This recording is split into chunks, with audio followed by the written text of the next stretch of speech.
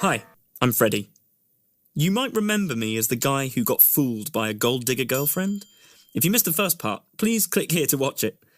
In that part, I told you how I found out this bitter truth about my girlfriend that I loved so much. Finding this out while I was about to surprise her on her birthday was heartbreaking. That day, I'd overheard her making fun of how she tricked me into thinking that she likes me while in fact she was only putting up with me for my money. I mean, my parents' money. I'm only 18. Anyway, to say the least, I was devastated and miserable. I couldn't believe that the girl I was in love with and thought of as my future wife was in fact very shallow and materialistic. What is killing me the most is feeling like I'm such a fool for not noticing any of the red flags that were in front of me the whole time. That day, I was walking away and I heard them laughing loudly and making fun of how clueless I was. I went back home, feeling distressed, and kept trying to comprehend how she could pull such an act on me with dazzling proficiency. The more I thought about it, the more angry I became. But unfortunately, I somehow still felt that I loved her. Despite learning that she's someone different from who I thought she was, my feelings for her just couldn't change that easily. And I kept thinking of what will happen to me if I break up with her and how much I'm going to miss her eyes, her smile, her voice, and everything about her.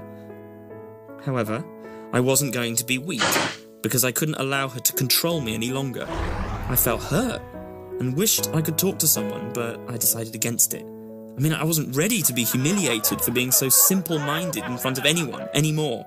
I've had my share from my beloved girlfriend, and I don't want to be the victim. Meanwhile, I didn't say anything to Emma. I wanted her to think that I still had no idea of what she's really after. That is why I wasn't going to break up with her and give her the easy way out. Instead, I needed to give her a taste of her own medicine. So I decided to drastically change the way I treated her. Since she was whining about the way she puts up with my personality and how she can barely stand me, I was about to give her an even bigger challenge to put up with. As a start, I sent her a happy birthday text after a day had passed, saying, "Happy birthday, sorry I forgot, haha." And when I saw her, she was expecting a big gift from me, which of course she wasn't going to get. Instead, I told her that I got her something sentimental, and I gave her a flower that I had picked from our backyard, and the look on her face was priceless. She was so confused and mad. I asked her what was wrong, and she couldn't say a word. I then told her that I knew that our love went beyond material things, and that's why I got her something simple to express my feelings. Emma looked at me like she was about to kill me, and with a fake tone, she said, "Thank you, baby." Seeing her upset felt uneasy, and I found myself sometimes wishing it was just a bad dream that will end, so that I can stay with her forever. I really did love her. Despite this, I convinced myself that I should go on with my plan for my own good. I started to treat her very poorly, or let's just say treating her the way she deserved.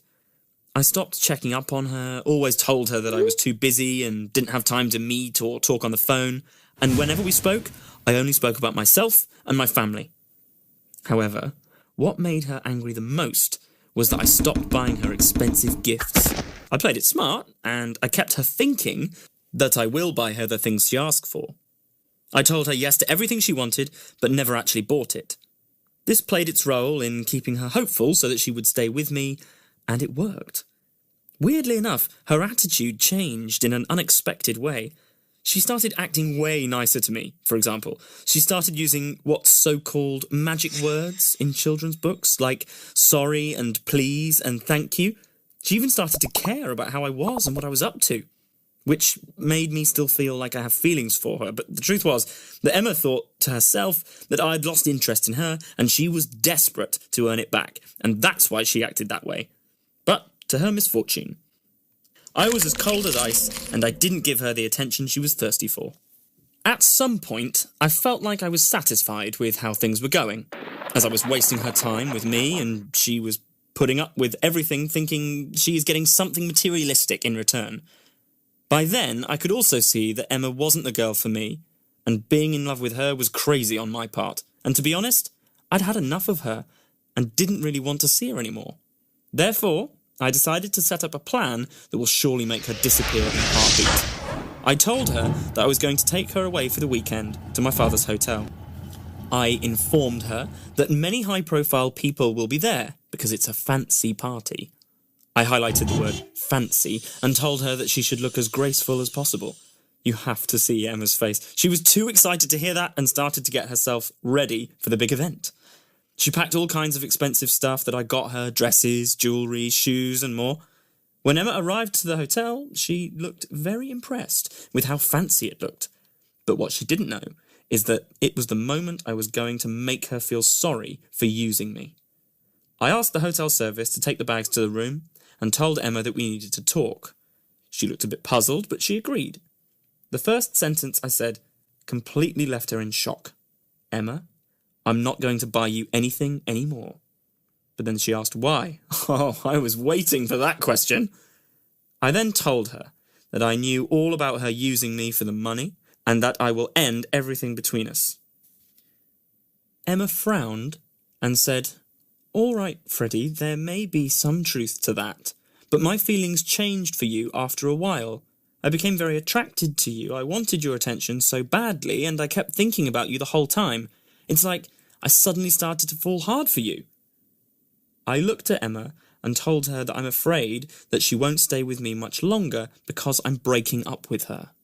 And I added, "Not only that, Emma, you're also not getting your bag back, since everything you have in that bag is what I bought for you with my money, and you obviously do not deserve it."